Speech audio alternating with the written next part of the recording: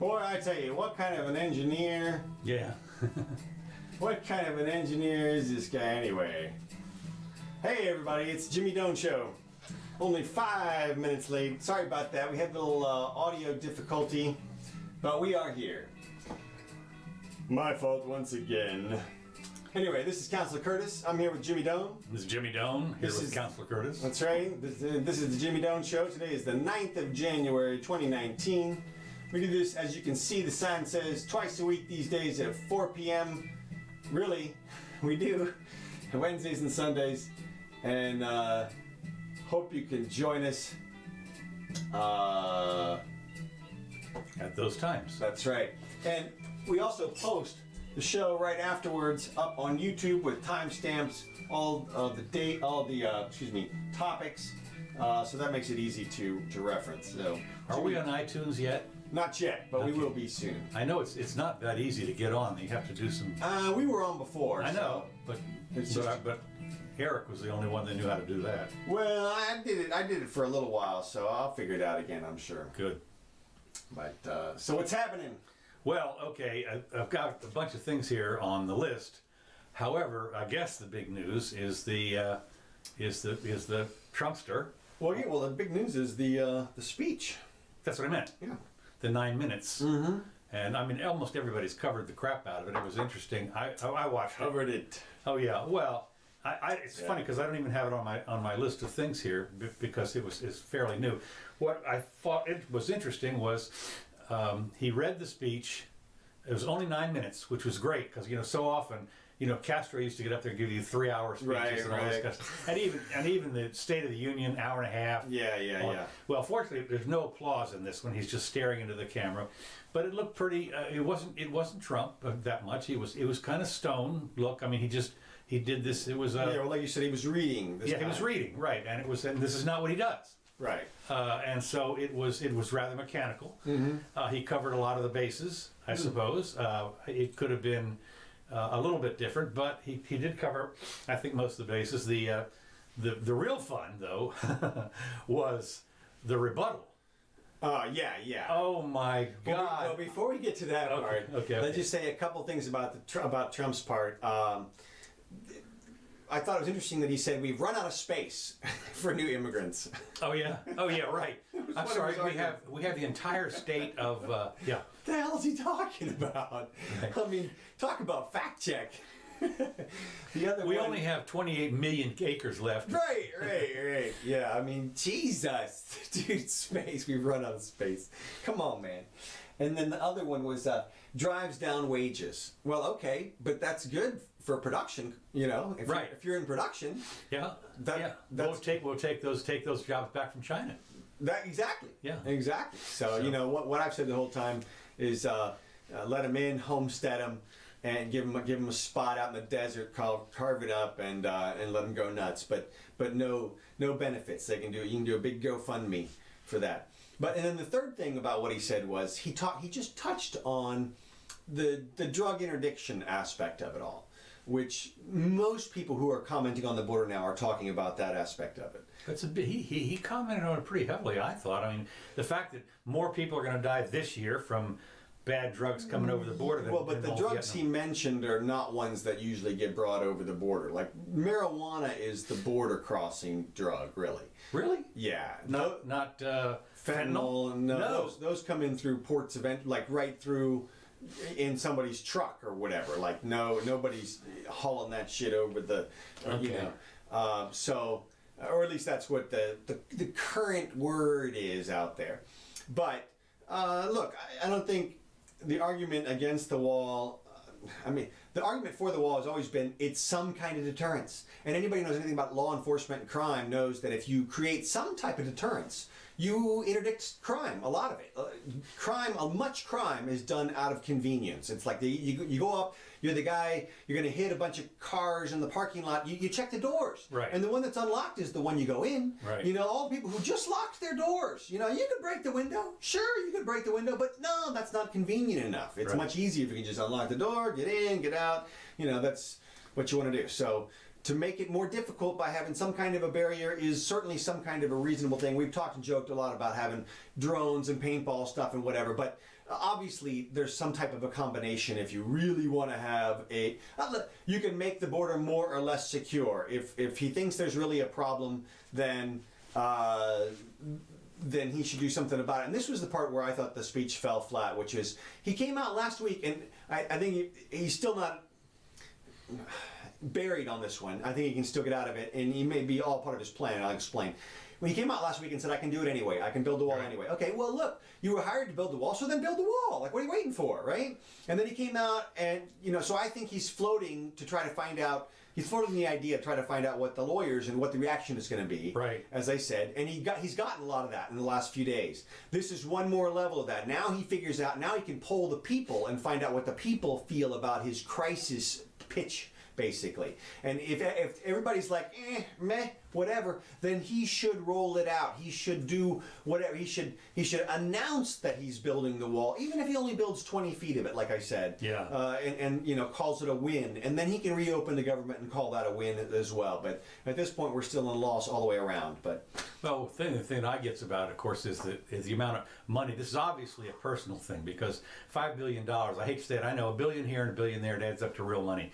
But the simple fact is, it's not even a rounding error in the budget. I mean, and the money that is spent on other trivial, other things that the government never has been allowed to do. In the Constitution, there's nothing about food stamps. There's nothing about a lot of stuff. Right. $30 billion, $60 billion.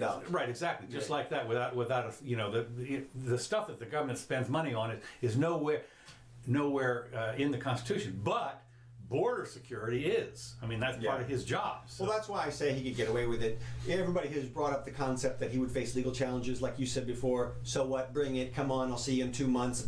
Exactly right. The wall will be done. It'll be done, troops will be back. You'll be sued. And the government will be open. Right. Exactly. And so bring it on. That's what he should do. Yeah, so. I agree with you. On we'll that. See. Well, of course, I say the real thing was to watch those two people, those two elderly. Long-time people ever been. You mean Schumer and Pelosi? Oh my God! I looked at those. The memes were phenomenal. If you went on Facebook. Favorites? Well, the first one I thought about, of course, was the American Dream or whatever it was. Scream. Right. Huh? Oh, no, I know what you mean. American. Yeah. With the pitchfork. That was the first one I thought. Right. But of course, apparently there were 1,000 others. People were just photoshopping the crap out of it. Yeah. And it was and of course it was, you talk about deer in the headlights or something. Whoever thought about putting those two people up there? This was as bad as Pompeo being in the thing with Trump that time when Nancy and Chuck were in there and Pompeo was just sitting there, who knows what he was doing. But when she was talking, Chucky was just, he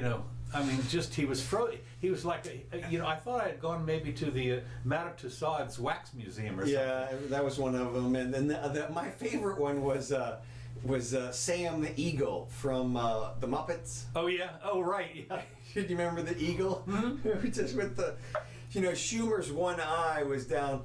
I gotta believe Amy was just covering her face. Amy Schumer. The comic, that's his niece or something. Okay. Oh, yeah. And, and she knows how to get in front of a camera. Right. But in their defense, I'm going to say one thing in their defense. I am like, first of all, I'm going to say two things. First of all, I'm going to say three things. Right. I was very impressed with the technology. When I saw that the Pelosi unit really looked realistic, I've never seen an automaton move quite, she really looked like a real person there for a while, and I wasn't so sure because I think that whoever was controlling her, right. What had happened is they had forgotten to put in a couple servos. Right. And the face servos were down. When you see that kind of stuff, you realize that there's a problem. Yeah, no. No, in all honesty, I'll tell you what, the whole thing could have been caused by one miscue. And here's the miscue. If you watch the Pelosi-Schumer speech at 1.25 or 1.5 speed, okay, it doesn't sound so bad. Okay. It really doesn't. But who does that? Well, what I'm getting at is whoever controlled the speed of the teleprompter had an effect which made it look like they were freaking zombified. Right. Because their speech pattern was no longer something natural. It was much slower and less natural. Well, And you have to I'm do that reading because the from, audience, most of the audience are, third graders. I agree that might be a strategy, but that's not the tact you want to take. What you want to do is you want to blow right past all those people and let the third graders catch up and everybody, and you speak to the intelligent people or whatever, and let that go. And I mean that's what you do. You give them the Ben Shapiro, 130 words a second, whatever it is, and Right. 1.5 speed all the time. Yeah. So, Okay. Well, I just I thought it was, as I say, as you say, I was convinced it was the automatons Yeah. from somebody check for the pods. yeah, exactly. Well, or the It was- what was it? The Stepford wives or something. The Stepford guy and the Stepford girl. Yeah, right. Yeah. Well, as Ben Shapiro said, of course, it was interesting. He Incredible. said, who was their makeup person? Well, what's incredible is that nobody cut the freaking power after the first 10 seconds, Like, nobody ran in there and said, stop, no, Yeah. technical emergency, whatever. And you dive in there, you hit the thing, and you run in there and you go, this is all wrong, do something different, chuck it out of the way, or some. I mean, Well, as we've always known this, that one thing you don't ever do is to get between chucking a microphone. and a microphone, yeah, because it's just you're gonna get it bowled over, and it is fascinating when you. I don't know why they didn't let AOC take the mic on this one. I mean, I guess maybe because she kind of says radical stuff. Oh but, yeah, well she's proud of being radical these days. Well, right, and the media softens it all up nicely. It's just, she's a nice socialist or whatever. But I mean, she would have been a perfect person to juxtapose Trump in terms of the charisma and the youth and everything. Yeah, you're right about that. It would have been if she just, and of course, what she has to say. She was on, with Anderson Cooper. She could have said anything. She could have talked about No. Archie comics. No, absolutely, no question about it. But some of the stuff she said recently. I mean, she's the go-to first on the Rolodex for all these people, and even though the stuff that really makes no sense at all, and it doesn't, even when it's pointed out to her that this makes no sense, she says, It makes sense with the givens you're given or whatever. Right. If you start with the concept that there's an unlimited amount of money, or Well, I'll be interested to see how long, as I talked about this the last time. I'll be interested to see how long this lasts. This kind of spotlight on euphoria her with her. Yeah, I'm with you on that. because it might get old. Well, yeah, exactly. We're at, I think, a point where it could go either direction. You hear people come out on the left, like celebrities like Jim Carrey went on Bill Maher the other day and said, we need to start embracing the word socialism. We need to start accepting that as what we want. Uh-huh. And he's right. If that's what you want, if that's what you and they should own it, because then you get to own it with all of its foibles, one way or the other. And It's a total foible disaster. I mean, well, that's what I don't think. understand. Of course, when you say you own it, God, you look at the socialist businesses that are governments over the past, millennia, and none of them, zero. Well, but you can do the same thing with capitalist governments. I mean, they're not capitalists though. Well, exactly, but they would make the argument that those weren't socialists. Those weren't pure socialists. They were corrupted with capitalism or something. I mean, what the thing about crap. I lost. Okay, well let me tell you this much. Yeah. When you had in Venezuela, you had one of the most successful, largest, richest countries in the South America for Right. a long time. The socialist people came in basically, and it went almost immediately and steadily downhill. Now, when the capitalist people at least started this country, it went up until the government took over, basically, until it became until they started to rein in the capitalists, and that's what's happened now is the regulation. I agree with you in those two arguments. I think that the pro-socialist movement today doesn't use the exterior argument or the historical ones to justify their love for socialism. They look at things like internal pieces that they believe in. For example, fire protection. Or they look at a socialized medical system in another country and they say, look, this is working great. We want to expand this. We're going to have more socialized systems. There are a bunch of socialized systems we have in this country. For example, roads. People will say, roads are great. Everybody likes roads. Fire protection, like I said, you can come up with about a dozen different things that most people, like sort of off the street, would sort of agree with. You hear people all the time talking about education these days.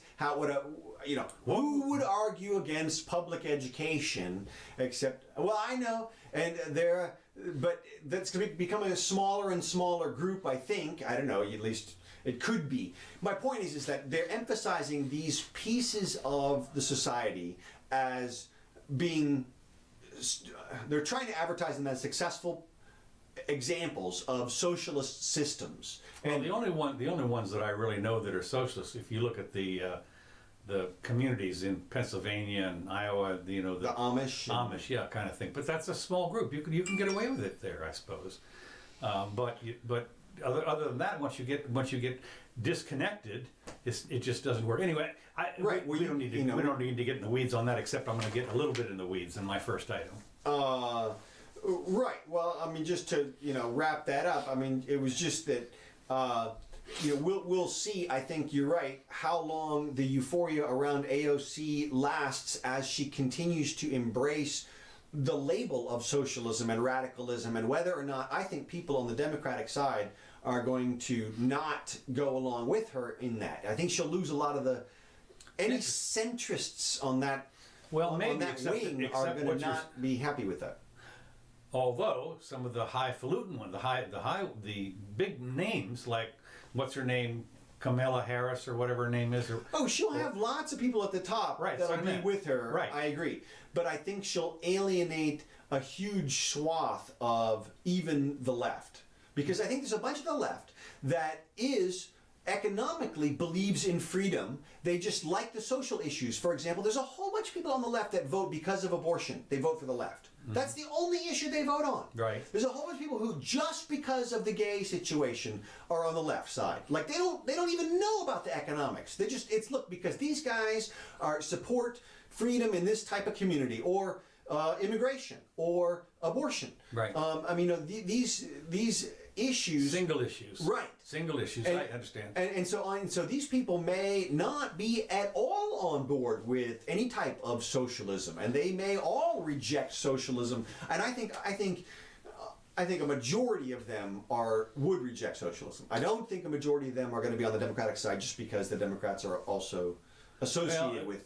Well, again, one of the things is if you get them in there, for instance, on your single issue, then the socialists are going to pretty much run the table, or that kind of thing. They'll have the as Mayor de Blasio is getting ready to do in New York. Interesting. Yes. So move on to that. I will, but I just wanted to mention the only thing that I'm thinking about is, will people just get tired of her all the time? For instance, and as an example, you find the various series that last for a long time, and they just finally say, yeah, same old. Saturday Night Live, even, as long as it goes. A lot of this stuff. Well, but those are 10 years. Right, I know. But what I'm saying is that, but remember now, a lot of those things are once a week.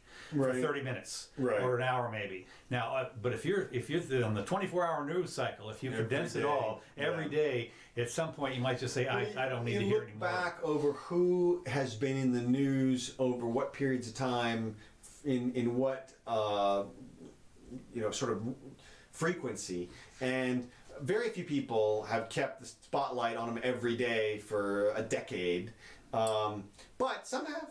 Yeah. And so it just depends on whether or not we'll see. We'll see. So, speaking of socialism, of course, Mayor de Blasio, New York, New York City transporter. I will take us to New York. I'll be looking at Grand Central Station. Okay. Historic Grand Central Station. Yes. Oh, thank you so much for that. What? Okay.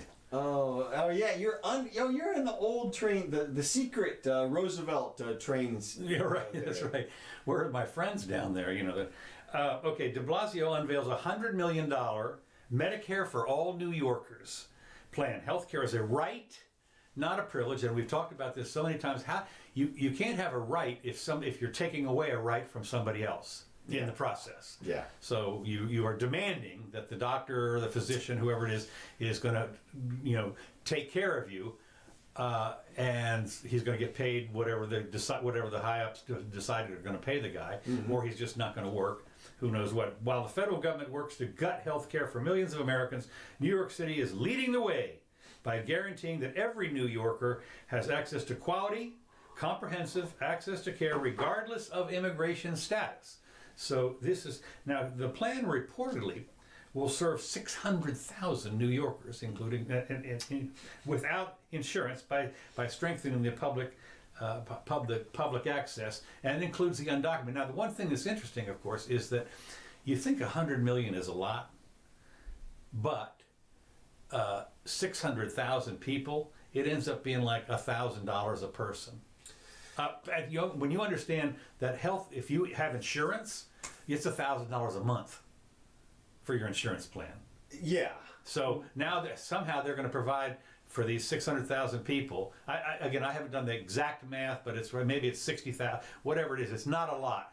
It's nowhere near the insurance cost, so to speak. Right. So how are they going to pay for it? I mean, if you're going to allow this diminished money, instead of paying $1,000 a month, you're going to pay $1,000 a year for these people.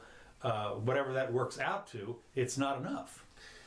Yeah, well, I'm thrilled. I think this is fun and exciting. Okay. Because we get to see, this is sort of the experiments of the states.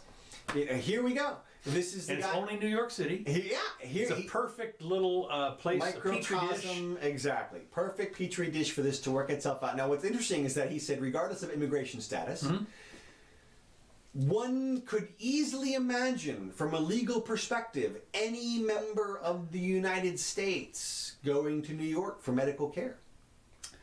Of course, the question is, if it's $1,000 a year, what kind of care are you going to get? Well, so number one. But number two, we say anybody in the United States, but do you suppose there might be a flood of the people that are coming over the border?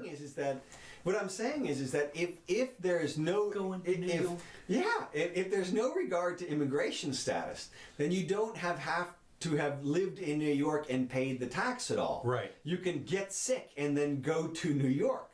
So it should be a magnet for unhealthy people in the near future. Well, you think about it, it's New York City. Right. Okay. So that means if you're like across the bridge in New Jersey and you get sick, you could practically walk over. You're going to New York. That's right. Now, look, if you're within 500 miles of New York and you don't have insurance and you get sick, you're going to New York. If this thing stands, and if the hospitals don't come up with ways to just totally reject you. Well, one of the ways I guess they're going to, as they do already, is you find waiting rooms that are just... Right, they'll leave you in the halls and stuff. We'll see.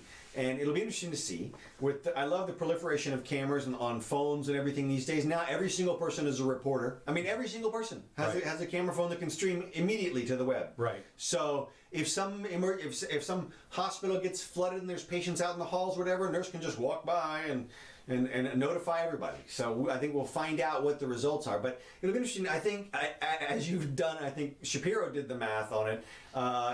He said something like $160 a month per person, which no way is that gonna cover them. And so of course, instead of 600 million, it'll cost $5 billion. And New York, even New York is going to have a problem raising that kind of dough on a regular basis. So we'll see, and we'll see if whether or not A, it either gets completely watered down, or B, they implement it and then they get themselves into a nice financial jam they can ask a bailout from the federal government or something. Okay, well that's possible, but the simple fact is pretty obvious that somebody has failed their 4th grade math and doesn't realize it. Math, they failed the division part of the math, and what you'll see, of course, is there's always rationing. No matter how you slice it with medical care, there's always rationing one way or the other, either financially or long waits. Well, if you are interdicting the market obviously there's no rationing in the market because it fills whatever needs are there. That is the free market. It's self-regulating. Okay, so the rationing is self-regulating. It's because you have scarce resources. In everything, there are scarce resources. Right. You don't have unlimited everything. Right. There's nothing that is unlimited, and so at some point it gets rationed a little bit, one way or the other. Water, right, like air, you said, even. like you said, it's self-regulating. And you're right. Whenever there's a regulation in the market, there's going to be spigots here and there that are controlled by people, and you're going to get, cutoffs and bad metaphors. Yeah. Okay. Next, moving on. We're gonna, this is on court stuff, so we can come in on. Ginsburg to Miss Ginsburg, RBG or whatever, is going to miss the Supreme Court arguments for the second day, and I think the third day. And they talk in here about how she's still recuperating. But they've taken all the briefs over to her so she can read them and so forth. She's still on the court and everything. But it's interesting to see the I won't call it the blowback. There's a lot of people saying die, and of course that's not right. I would like to think that she might decide to retire at some point if it gets too much of a burden for her. Right. Certainly, I know that my great-grandfather retired when he was 77, but that was back in the 30s when, you didn't expect to live all that long. But the point is that it is amazing to see the people that are hoping that she's not going to make it much longer and so forth. And it does, it's just interesting to see the peanut gallery people. That's like you said, that's peanut gallery chatter. That's bleacher talk. Yeah. Okay. The U.S.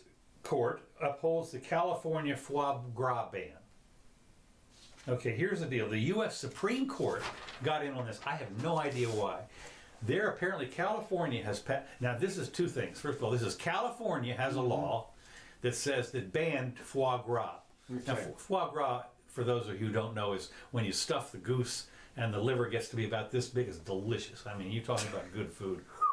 I have eaten a few of those over in France, and considered torture. Well, of course they do. That's right. It's a goose, for God's sakes, So anyway, they passed it. The animal rights people got the law passed in California, and needless to say, the foie gras people sued. I just found it was a long legal battle between animal rights activists, and of course, you ask yourself, where's their constitution? I mean, have they written We the Geese? We the Geese, yeah. No, I don't say so. So the law passed in 2004 in the name of animal rights. It carries a fine of $1,000 if they nab you. I guess eating it or serving it or something like that. But it was interesting that for some reason the United States Supreme Court decided to weigh in on this with no explanation. Super important. I'm sitting there thinking, per curiam affirmed. Well, but this is I just don't have any idea what the constitutional justification is for this. They passed a law against food that's a legitimate food. Nothing wrong. The food is not illegal, generally speaking. I mean, liver, goose. Yeah, well, and as we always remind people, you can't ban stuff. You can only ban people from the stuff. Okay. So when you say you're banning foie gras, what you're really saying is you're banning people in California from owning foie gras. The foie gras doesn't care what's on the piece of paper. Right. The people have to either abide by it or not. So, you're picking these people out. It's sort of a preemptive strike on them. But they're not supposed to be preemptive. I mean, the whole thing is you wait till it happens and then you make a rule. But with no explanation, I just can't imagine. I guess. Well, I don't know what that particular case was about. I mean, except for the fact that you just said it was foie gras. I don't know what the California federal foundation for being involved. Here's the deal: the foie gras producers against a law prohibiting the sale of products from force feeding geese or duck to enlarge the liver. That was the law. No, you can't do that. The producers of foie gras from Canada and New York as well as California then appealed. So the question is, on what grounds were they appealing to the United States? I mean, the law, the state passed a law that says you can't stuff the geese. And the geese stuffers came forward and says, yes, huh? Yeah. And the question is, on what grounds are they saying yes, huh? Well, the thing is that some of the geese stuffers weren't in California. So what they did is they said, but we don't care. You can't have the foie. I guess they said you can't eat the foie gras even if it's from Canada. You can't serve it. Oh, okay, right. Yeah. So the obvious question is, on what foundation does the state of California pass a law that prevents people from eating foie gras made in Canada? And what I don't understand is that's a state law. Right. Where does the Supreme Court get to come in on this with no explanation?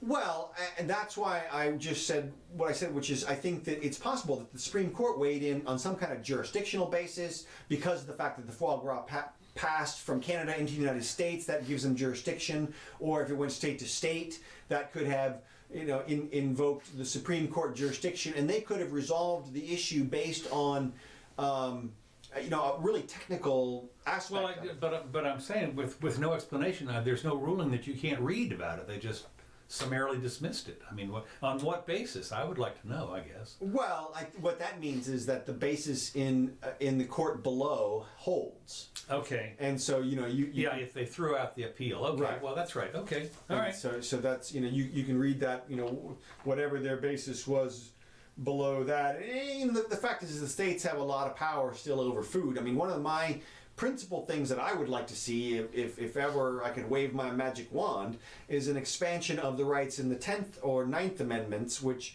basically would acknowledge sort of an absolute right to ingestion for humans. Right. There's a lot of science about eating diets and that type of things and how things affect you, but there's a lot of questions still. There's a huge unknown.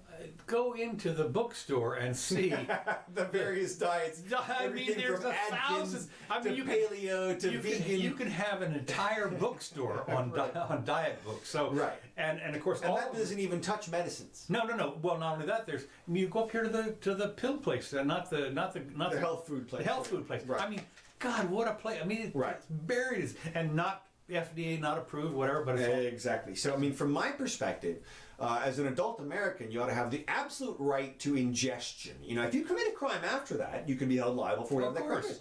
Well, of course, that's what happens. What they do very often is, you've had too much vitamin D and you went and killed this guy. Right, the Twinkie defense. That's right. That's too much sugar. Too much sugar. Whatever. It's unfortunate that the Supreme Court is still going to uphold the state's ban on that, but we know that they have control. They still have tons of control over what we can eat and ingest. Yeah, they do. Well. Oh, and about that on California, the California home cooking law went into effect. Whoa, what's that? So California has decided that people can cook stuff in their homes and sell it. Really? Yeah. Holy smokes! Boy, you couldn't do that around here. No. And not only that, well, the pushback or the cutback to the whole thing is that your home kitchen still has to be inspected. And it has to be certified and checked off and all kinds of crap. So you have to probably have a little ticket up there that says... Well, I don't know about that, but you can't have no kitchen or some kind of shanty. Somebody's going to come by and they're going to look at your damn kitchen. They're going to poke around and be like, this isn't good, temperature this, and you can only make custard in here, or whatever they're going to say. Some kind of snooty crap, because they can't trust freaking Americans to not poison one another. Right, exactly. Can you imagine how long you would be in the cake making business? Right. If your first batch, everybody, I mean, come on, man. It's so... This is what happens on the farmer's market here, of course. Yeah, I know. You know the guy. Right. I mean, I used to go over there before, I couldn't do it, but to buy raw milk. Right. But, they tell you it's bad for you and everything. It's illegal in the state of Florida. Thank you so much. Eggs, they lost me when eggs went illegal in the 70s, it was the 80s. Sunny side up eggs. For like 6 weeks, they outlawed sunny side up eggs in New York, and the outcry was so bad. Everybody was like, "What the hell are you talking about?" Raw eggs, for God's sake. Well, that's what everybody said. Is look, like, hey.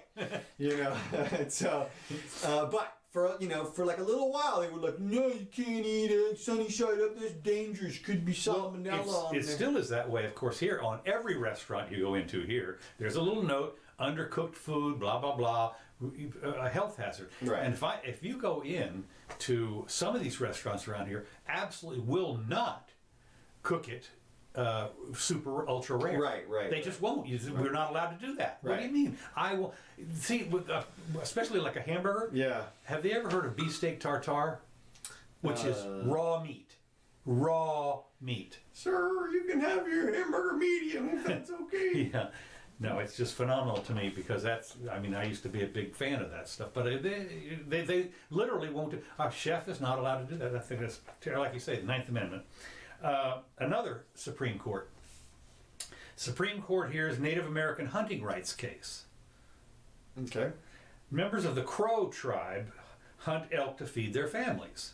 This is kind of like, up in Alaska, the Inuits or whatever get to harvest freely harvest whales and stuff like that. Oh yeah. Oh yeah. No, walruses, everything. That's part of the deal. Mm-hmm. The state of Wyoming says they can't kill the animals on federal land. Now, this is one of the things I was curious about. What's the state of Wyoming doing, saying you can't kill? I would think the feds would say you couldn't do that, but far be it from me, without a permit.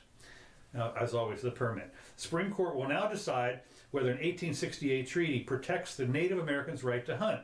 During a 2014 hunting expedition, some 3 other tribal members pursued a small herd of elk as it moved from the Crow Reservation in Montana to Bighorn National Forest in Wyoming.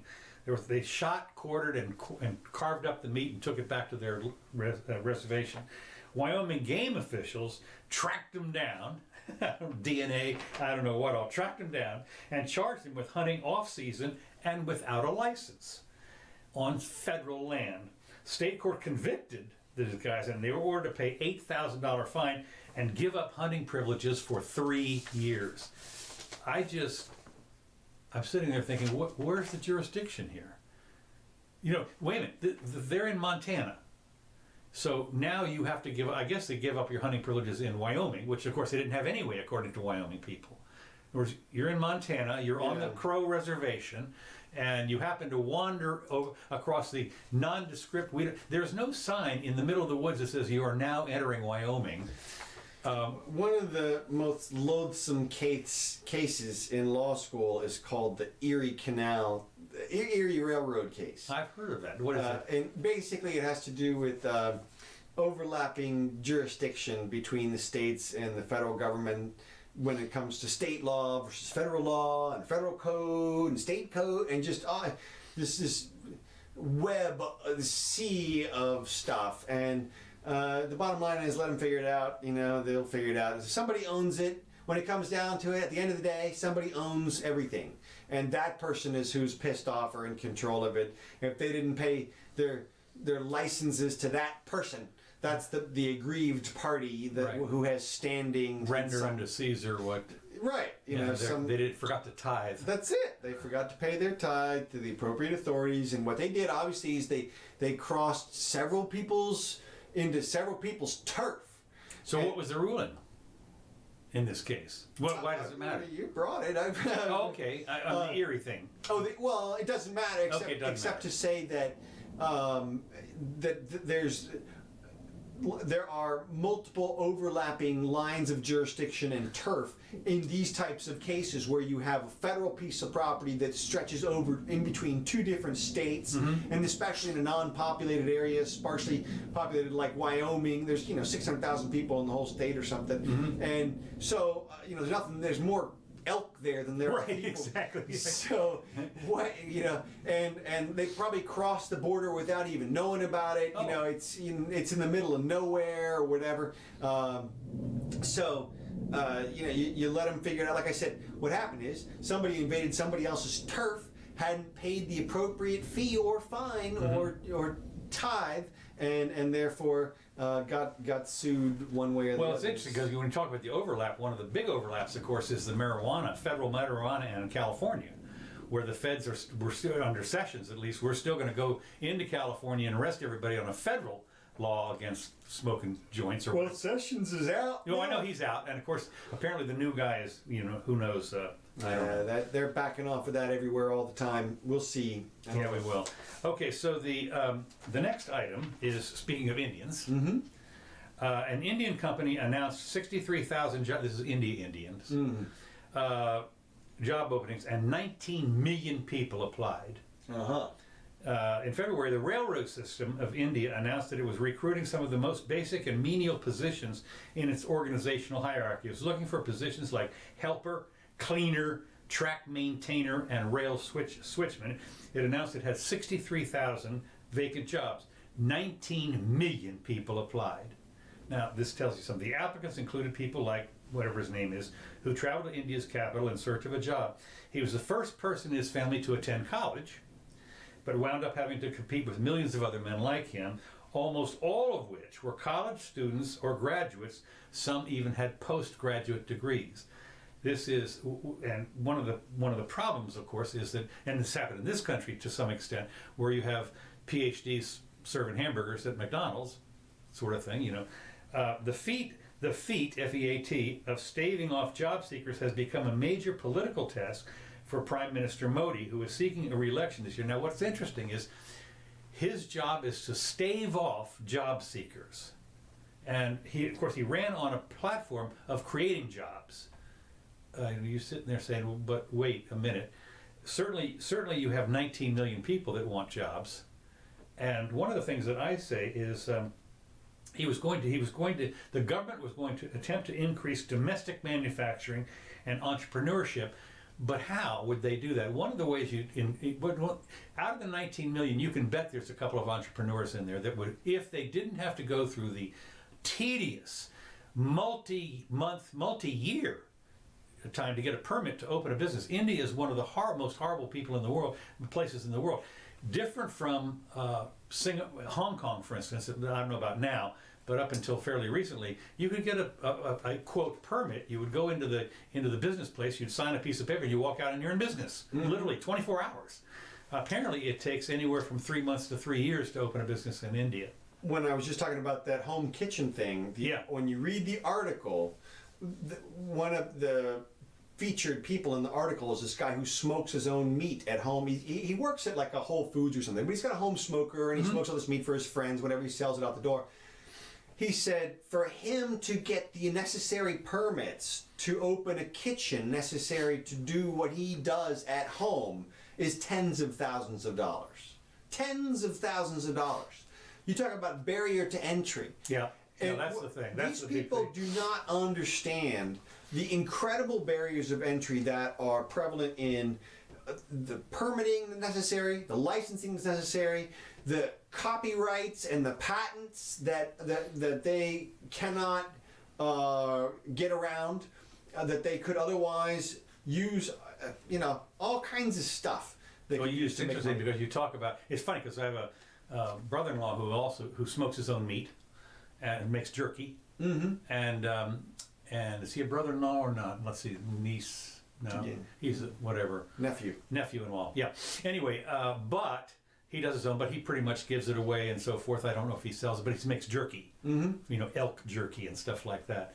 The thing about what's interesting is that smoking meat, for instance, is time-honored for like 10,000 years, has been a way to preserve the stuff. You don't need a permit for that, except you do. Yes, huh? I'm sitting here thinking that when you find out that you have to have this tens of thousands of dollars to open up, say the barriers to entry are legion. The copyright stuff, for instance, I would guess, and I've seen this kind of thing happen where you have maybe a particular kind of stove in your home or in the outhouse, whatever, the house that's out there doing the smoking part, and somebody comes by and says, well, I have a patent on that stove. You have to quit. Again, as you say, the patent and copyright laws are enough to kill you. But the main thing are the permits are just mind-boggling, and you see these horror stories time and time again, and you go up if you try and fight it, the very small minority of people who happen to have that particular exception for them then they will fight it tooth and nail. No, this is for public safety. It's always for public safety. And well, I mean, like the couple of the ones that come to mind. One is the girl who wanted to do braiding of hair. That's all she wanted to do, braiding. She had to go to cosmetology school. $10,000, $12,000, 2 years. Well, we've talked about this before. You know, the state traditionally has 4 areas of power that it can draw from, and public safety is one of them that's big enough to be a catch-all for practically anything they want to do. I mean, anything. And the pendulum is still swinging in terms of licensing. That is to say, people are still in favor of, supportive of regulation, which establishes licensing for anything. They want the government to be involved and regulate it. People have been convinced that the public can't be trusted in general. That someone will just stab you in the hand with the file if you turn your back on them and they're not a licensed nail filer. Well, as you've always said, which I love, is does the guy who hands out the license have a license? I mean, wait a minute. Nope. I'm a license giver. No, you're not. No, you're not. Who gave you that license? Oh, some guy I don't know. I made it up. I printed it up in the back room. The whole thing should fail at some point, but unfortunately, the last time it did, it had to get to a ridiculous position where it was impinging on the economy in general. And well, Adam Smith talked about this, about the cartels, and it wasn't until he published the book in 1776, and it wasn't until 1840 that England finally repealed the Corn Laws, which was when they went to Boomtown, all U.S., Boomtown, UK. So that's interesting. But anyway, the thing about it is that of course now what's happened is the black market, there are job scams out there now, and that is, you have a job finding a job, so obviously job people are coming up and saying, I will, for X amount of dollars, I will show you how to get a job. You have to brew, I will show you how to act, how you speak, how you comb your hair, and so forth, and and nothing happened. It reminds me a little bit of the Trump school. They sued about. Trump University? Trump University, yeah. Okay. Okay. Next item. We're going to go overseas now. Okay. After introducing mass migration to Europe, Germany is now bribing foreigners to leave. Yeah, we mentioned this before. I know, but this is another one. Okay. We mentioned it about Norway and Sweden. Okay. But now Germany, one of the biggest importers. I think we mentioned Germany too, because I put you in the concentration camp at one point. Oh, that's right. But anyway, they've amounted, it's interesting because they have mounted, this is to repeat what the people who've maybe not seen that particular thing. The German government has mounted an aggressive campaign to encourage illegal migrants to leave, bribing them with free rent for a year in their home country. They have signs all over Germany, and not all over, but a couple thousand signs, and obviously in the places where the migrants are living, and saying, your home is go home now, or something like that. Your future now is your home, is your old home. And it turns out that they have the same problem we have here, in that there's a bunch of people that have gotten into Germany and are now under the radar. And they can't seem to find them and get rid of them. So anyway, they're under the radar. That's not the problem. I mean, the problem is that if they're on the radar because they're violent, or in Germany, there's not a lot of space. They have run out of space. They can't just give people a bunch of space out in a desert somewhere or anything. I mean, they might be able to find some in mountains or something. I don't know, but. Not like we have over here. So those people end up pooling in communities of like other people. Right. And then, like you say, then they do things their way. Yeah. So anyway, what happens is you if you denied an asylum seeker, and so you have to report it such a time to get out of here, and only about maybe half of them do. So I don't know. Okay, more international news. Okay. Brazil. Okay. Cleaning up Marxist trash is the best way for Bolsonaro to build a better Brazil. What's happened is they just elected this guy. He just was sworn in, Bolsonaro, and he's the new Trump of Brazil. Well, so far. I mean, big promises, but basically he said we're going back to capitalism, and we're getting rid of the socialists, the Marxists. They're all going to get out of here. He's the same outlets have been quick to depict that. The fact is, having been portrayed for years, the Western media as a sinister threat to Brazilian democracy, this guy has vowed on so many levels to get rid of the socialists and all that kind of stuff and get back to a free market. Well, of course, right away, the same outlets have been, these outlets that have been talking about Brazil being sort of a bureaucracy, horrible bureaucracy, are now quick to depict the new government as a hostile threat to minority rights. While history shows we should never trust a politician to deliver on lofty promises, apparently this guy has been saying that what he says is he wants people to begin to liberate themselves from socialism, from the inversion of values, from state gigantism, and from political correctness. Well, you know, that's unbelievable that somebody down there would say something like that. In a way, we rail against that here. You know, political correctness has gone out of control. It'll be interesting to see if he can make it go. Of course, a lot of times people do get elected on. He's made it crystal clear what he wants to do, but you know, can he hold it up? Well, as we've talked about, I think his biggest core is the law enforcement push. Okay. And you know, he's the one who's going to clean things up around there, and we'll see if he can do that. Then you know, we'll see. Yeah, well, Brazil is a huge place, and they're, of course, they're all worried that he's going to open up the, you know, cut down the Amazon forest and everything, the whole thing. Speaking furthermore, just to continue on to South America, Venezuela Supreme Court judge flees to the U.S. and spills secrets of Maduro's hold on power. The Venezuelan government has only brought hunger, misery, and destruction to the country as a failed state. This was a judge, Supreme Court judge, who hoofed it out of Venezuela and is up here. Not surprisingly, I'm just going on a fishing trip in my yacht. Yeah, well, he made an unprecedented journey to the United States and has started, you know, railing on him. Well, what do you think the Venezuelan government has done? They have started to tar and feather him. Sure. And you know, they have started an apparent smear campaign claiming the Supreme Court justice. We found a secret room that he rented. Yeah, right, exactly. So, I mean, who knows? American paraphernalia everywhere. Well, it's sort of interesting to watch the various. He would dress up like Uncle Sam and parade around. Yeah, I only brought this up because we've been talking about the failure of Venezuela on the Jimmy Done show for 5-10 years at least, or more than that. You know, 15 years, and I've always been waiting for it. When is it just? Where's the kaboom? Yeah, where's the kaboom? So saying that this is not going to happen. Okay, moving on. Let me just make sure we're almost over. Let me move on. Sure. Speaking of Indians, Indiana grocery store can't process food stamp payments because of the shutdown. 42 million Americans are on food stamps, and what's happened is they go in there with their EBT card and it says rejected. You have no money because of the shutdown, and so that's bad. Yeah, no. I mean, and of course, what they do in this thing is they say, "What about the poor children who are going to starve?" Who do you think is going to cave on that? How do you think it's going to get resolved? Oh my God! You got to be. Of course, what? Well, it says here almost half of Americans can barely afford both food and rent. I don't know where they got that number from, but the point is that this is the. No, I love Schumer's. During Schumer's rebuttal, one of the lines that he said was, swear to God, you can go back and listen to this. In one sentence, he says, Trump is created a fear-mongering situation. He is pandering to the fear of America. Period. Next sentence.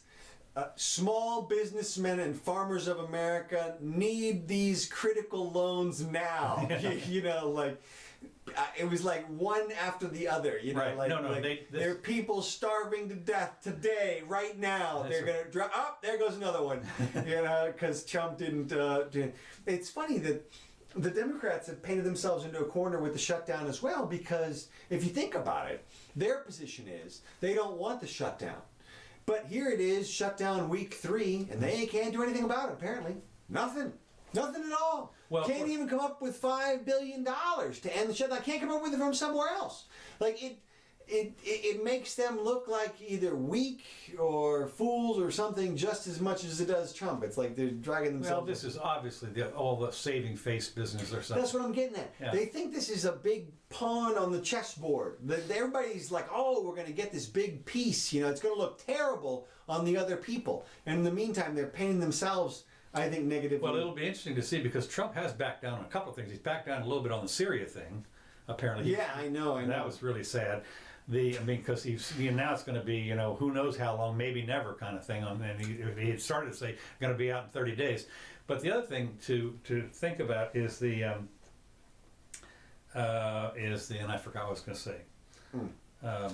What we were just talking about here. Let me just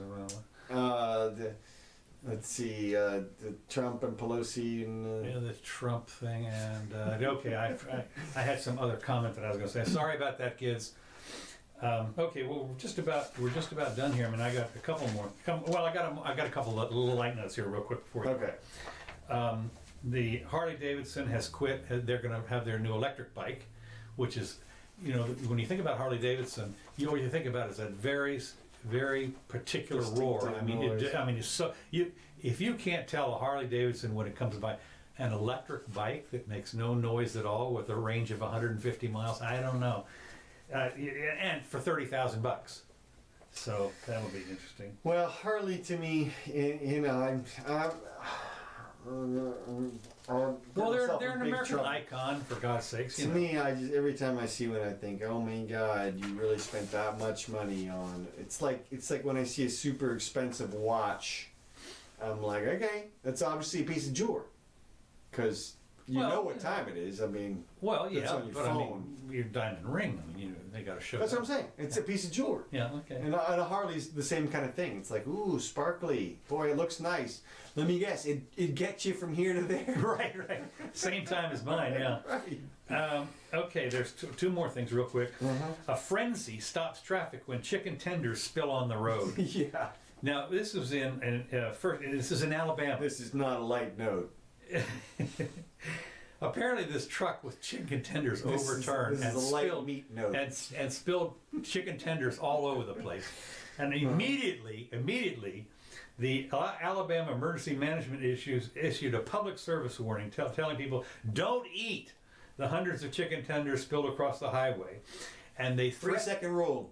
Yeah, right, exactly. Well, not only that, I would imagine they were in boxes or something. I mean, they weren't just loose, but wrapped up or something. But what was fascinating, of course, what they said was, I mean, it's like spilling money out of a Brinks truck. Yeah. I mean, people stopped and said, I'm out of here. Yeah. Well, they said, traffic, stopping traffic is a safety, once again, safety thing.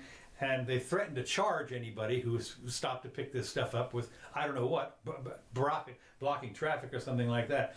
But you're creating a traffic hazard, and it's a crime to impede the flow. But I'm thinking, when you think about this truck having spilled a ton or 2 tons or whatever it is of chicken tenders, why would you care if anybody picked this stuff up? Yeah, no, seriously. No, you'd almost want to make an announcement that, go ahead, enjoy the. Yeah, we're going to block this road off for the next. We're going to block this road off for just if you want the homeless people in. Yeah, that's right. Yeah, you know what? Chicken tenders ahead.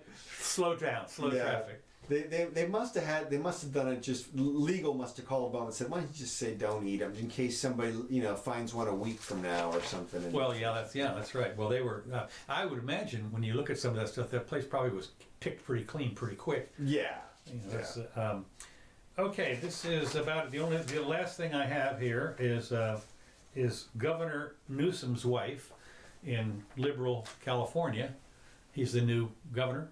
Yeah, Gavin. And his oh shit, I'm sorry. I'm sorry. Sorry for that. He has the wife has decided to go by first partner instead of first wife or something like that. The first lady is. So, suit yourself, man. Yeah, suit yourself. I guess that's about it. Okay, California, they're going down the door. Who knows? Anyway, we're out of time. Unless you got something important. Let's see if I got anything. Let's see. Oh, I did want to bring up just very briefly the good news of 2018. New York Times article came out with a couple things. Everybody's talking about the doom and gloom. Mm-hmm. Couple of good pieces of news. Last year, every day of the year, 300,000 people came into the use of electricity who had not previously had it. 300,000 people got running water who had not previously had it. 600,000 people, these are all per day, came onto the internet. Wow. For the whole year. Now that of course is what mostly Africa and places like that, right? Well, yeah. I mean, I'm sure it's in remote places. Also, largest number of children obviously being vaccinated at this point in history. Oh, speaking of vaccination, real quick, you notice there's been a measles outbreak in New York Yeah, I heard something about that. because they weren't vaccinated. Okie doke. I had measles. Disney lowest ticket price now over $100. My God, yes. $110. If you want preferential, here's the thing. If you want anything that's even remotely preferential, it's like $150 plus parking has gone from $20 to $25. The thing about it is, you think about it, if you're going to take a family, it's going to cost you $1. A kilobuck. It's going to cost you $1 to go to Disney. Yeah, and that's going to become a new term because that's going to cost at the grocery store coming up soon too. Yep. All right. Well, that's all I got. So hey,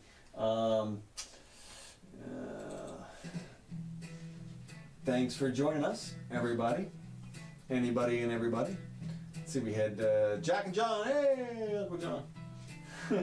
Glad you found us again after that technical difficulty we had there in the beginning. So, anyway, this is the Jimmy Doan Show. We do this twice a week these days at 4 o'clock on Sundays and Wednesdays. 4 p.m. Eastern Standard Time, that is. Also, I post the show right afterwards on YouTube, Jimmy Doan channel. You can also find us on Twitter. Oops. And this is what I meant to do. There. I am Counselor Curtis. And this is the Jimmy Doan Show. So we'll be back Sunday, 4 o'clock. That's right. If not before. Never can tell. Yeah, we'll be on time next time for sure. Well, we're only 3 minutes or 4 minutes. I know, it's still annoying. Yeah. So, all right. Talk to you soon.